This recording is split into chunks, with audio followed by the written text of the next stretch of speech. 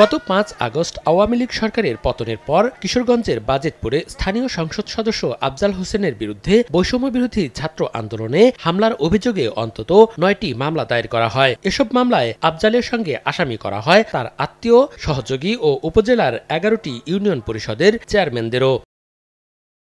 মামলা দায়েরের পর আত্মগোপনে চেয়ারম্যানরা, এতে ইউনিয়ন পরিষদের কার্যক্রমে দেখা দেয় স্থবিরতা, নাগরিক সেবা পেতে ভোগান্তিতে বাসিন্দারা। চেয়ারম্যান মহোদয় অনুপস্থিত থাকার কারণে আমরা সাইন করার যে বিষয়টা, এটা নিয়ে আমরা একটু সমস্যায় পড়তেছি। সকাল থেকে নিয়ে এই পর্যন্ত করতেছি, অন্য কাজ হইতেছে না। জনগণ এটা একটু ভোগান্তির শিকার হচ্ছে। প্যানেলে দেওয়া হোক, আর নাইলে অন্য একজন লোক এখানে দেওয়া হোক, এটা দিলে আমাদের লোকগুলা লাগে একটু সুবিধা হবে। তবে আত্মগোপনে থেকেও সচিবদের মাধ্যমে জরুরি সেবার কাগজপত্রে স্বাক্ষর করছেন কেউ কেউ। চেয়ারম্যান সাহেব না থাকার কারণে অফিসিয়াল বিভিন্ন কাজ সঠিক সময়ে আমরা সিগনেচার করাতে পারতেছি না। তাছাড়া পাবলিক প্রতিদিনের কাজ প্রতিদিন করে নিতে পারতেছে না। আমার যতটুকু কাজ সেগুলো আমি করে জনগণকে দিচ্ছি, তারপর জনগণ ওনার সাথে যোগাযোগ করে ওনার সিগনেচার নিচ্ছে। উপজেলা প্রশাসন বলছে এরই মধ্যে 4টি ইউনিয়নে প্যানেল চেয়ারম্যান দায়িত্ব পালন করছেন। বাকি 7টিতে প্রশাসক নিয়োগের জন্য জেলা প্রশাসকের কাছে চিঠি দেওয়া হয়েছে। লিখিত